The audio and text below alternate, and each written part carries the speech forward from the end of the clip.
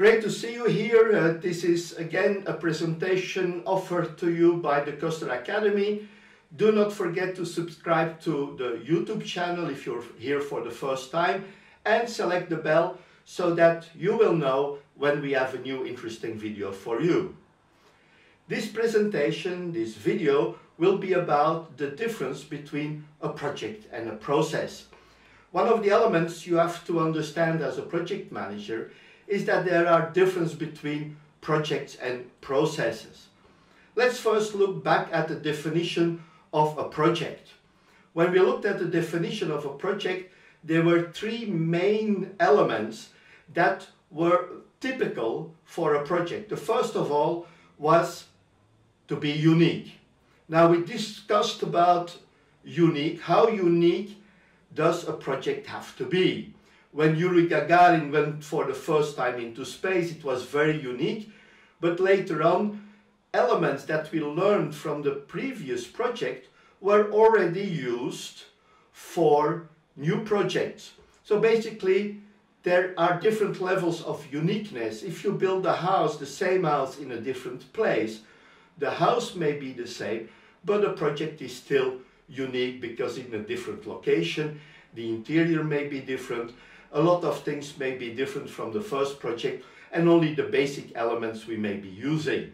That's about experience, that we are building experience when we are making more and more projects. A second element about projects is that a project is time-bound. It's limited in time. It has a start and it has a finish, and we have to see how these things affect related to different types of projects. We have waterfall type of projects and we have agile type of projects. So there are some differences to consider there, but we come back to that a little bit later.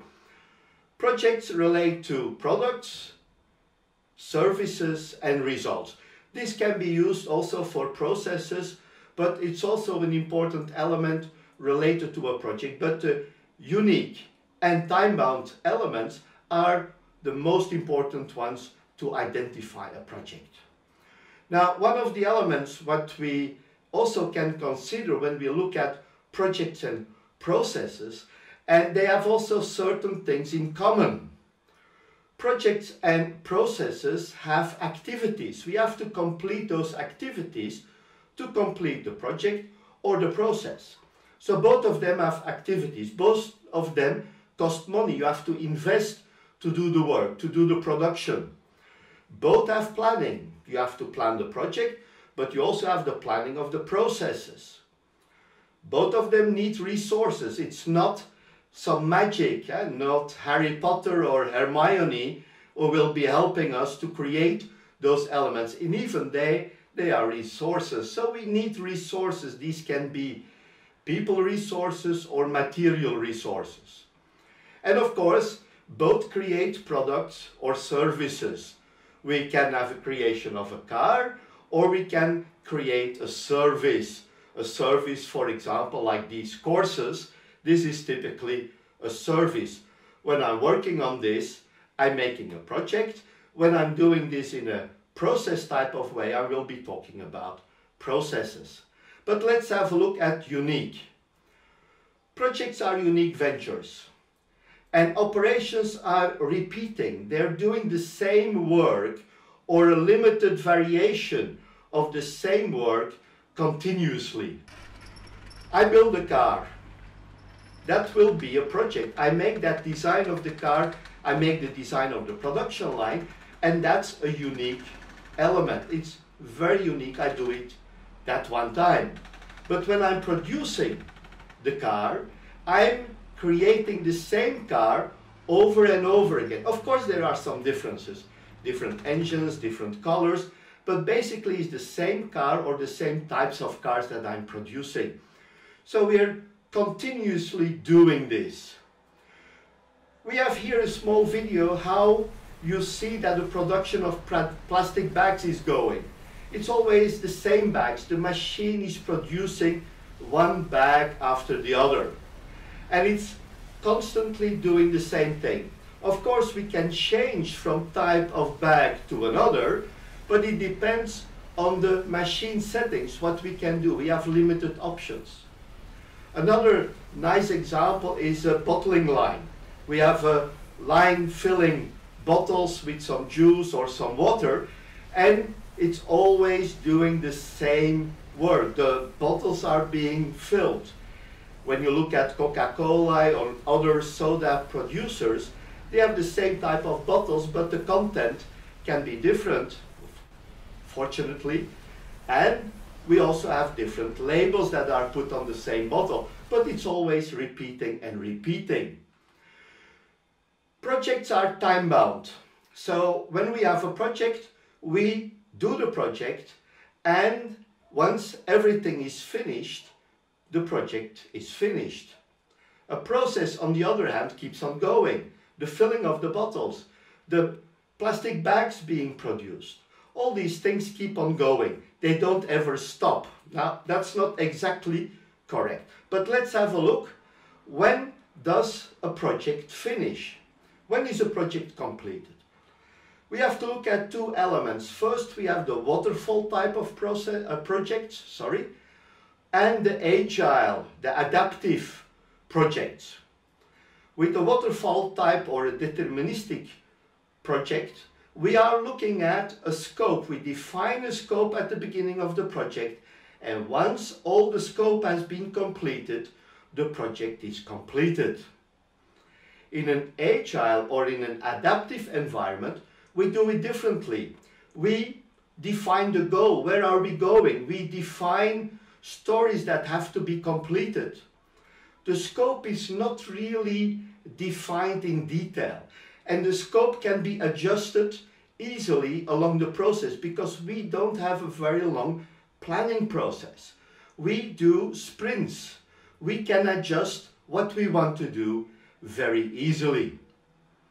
Now, here we have to see with the sponsor, the product owner, and the project will end basically when the customer is happy. Oh, it's very nice to be happy. Basically, it means the customer will say, well, we had an idea at the beginning, where we are now, this is really what we need. We don't need more, we don't need extra things, so the project is finished, we are happy. So there is an agreement between the team and the customer to finish the project. Two different ways to look at when a project is completed, but basically the same thing applies. There is a start and there is a finish. When we look at a process, it's a little bit different. A process doesn't stop, it keeps on going. Now let's have a look at a process you may imagine. Smartphones. I suppose all of you have smartphones.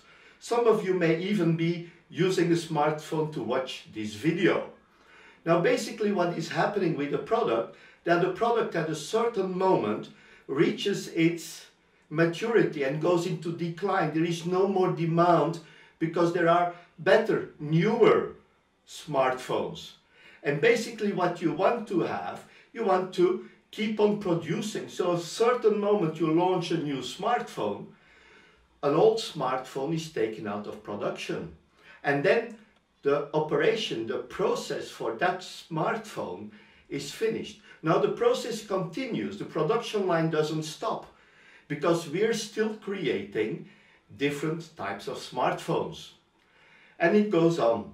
But like I said, there is an economic reality that determines if it's still interesting to keep on producing a certain product.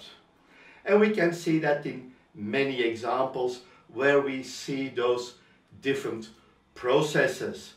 Now this is what I wanted to tell you about the difference between a project and a process. And it's very important to understand this difference as a project manager. You will be managing projects, unique, time-bound, about a product, service or the result. You will not be managing processes. Process managers will be managing processes, and they use different tools. They keep on working, they keep on improving how the product will be completed. They keep on improving the economic measures, the quality. It's a continuous process. Do not forget to subscribe to the channel. Press the button below, subscribe, press the bell so that you will be warned when there is a new video from the Ceuster Academy. I'm looking forward to seeing you there. Thank you and bye-bye.